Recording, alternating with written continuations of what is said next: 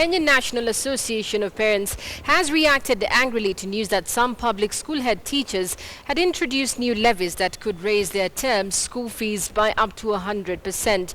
The association chairman Musau Ndunda has just addressed a press conference in Nairobi saying they could go to court if head teachers are allowed by the government to effect the fee increment. We are still wondering as the parents of this country as to who is in charge of education in this country.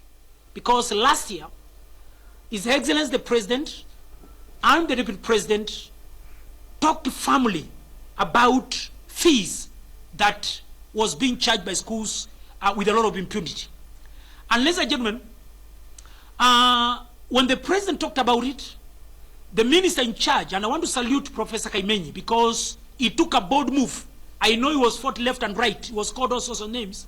But as a man, he took a position of which he said, I have to gazette school fees in this country so that the schools can be regulated under the law.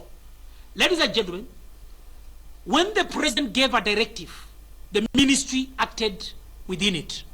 And schools complained that they had already prepared the budget of their schools. They had already prepared their budgets. And because of that, because of them preparing the budget, they said, since we had already planned about our budget for the year 2014, we would request to be given time until end of December for us to be allowed now to adjust ourselves. Ladies and gentlemen, it is quite shocking and really devastating to see the newspapers of today, the way they are flashing, how schools have done things with a lot of impunity, how schools have come up with the levies that are really pathetic. You cannot, no right-thinking Kenyan can introduce a voted called hot water and hot water and tea, 3,000 per student. That is madness in this country, ladies and gentlemen. And that's why, as an association, we feel that the government is failing in stamping the authority.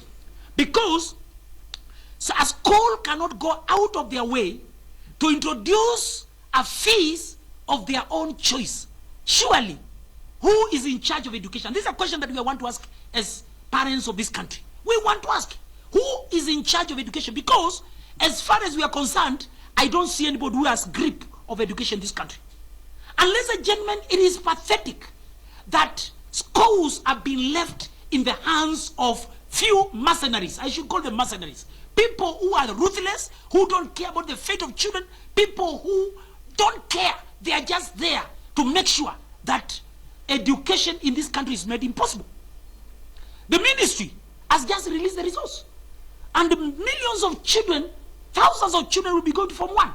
But the question is, how many of them are going to join schools? Ladies and gentlemen, we are now concerned about the retention. The government is so much. The minister said, I'm going to be launching Form 1 selection on 21st of January this month. But the question is, the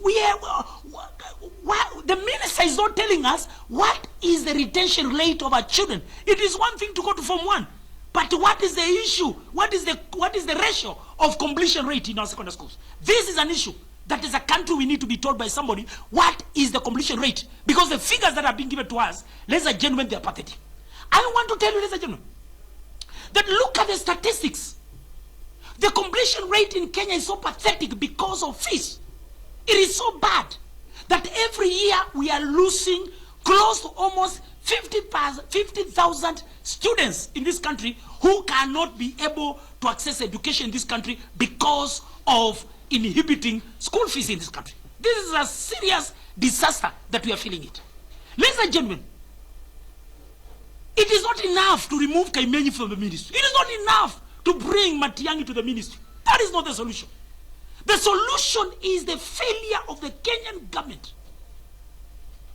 Because the government of the Republic of Kenya are not stamping authority to realize the vision and the dream of free education in this country.